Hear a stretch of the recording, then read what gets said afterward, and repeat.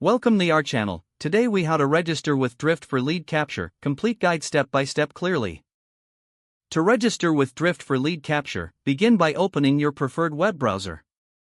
Navigate to the Drift website by entering www.drift.com in the address bar.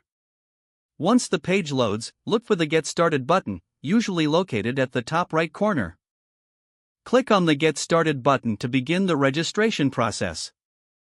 You will be prompted to enter your email address. Type in your email address and click the Continue button. Next, you will receive a verification email in your inbox. Open your email and locate the message from Drift. Click on the verification link provided in the email to confirm your address. After verification, you will be redirected back to the Drift site. Now, fill out the required fields with your details, including your name and company name. Make sure to create a strong password for your account. Once you have filled out all the necessary information, click the Sign Up button. After signing up, you may be taken through a quick onboarding process to familiarize you with the platform. Follow the prompts to connect your calendar and set availability for lead capture. Once your calendar is connected, you will be guided to customize your Drift widget. Choose the appearance and positioning options that best fit your website design.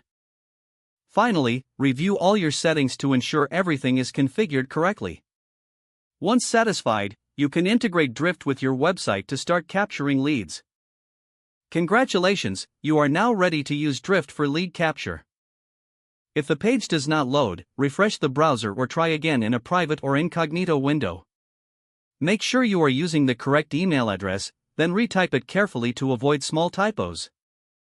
If your password is not accepted, use the reset option and create a new strong password you can remember. Check your spam folder for verification or security emails, then complete any requested confirmation steps.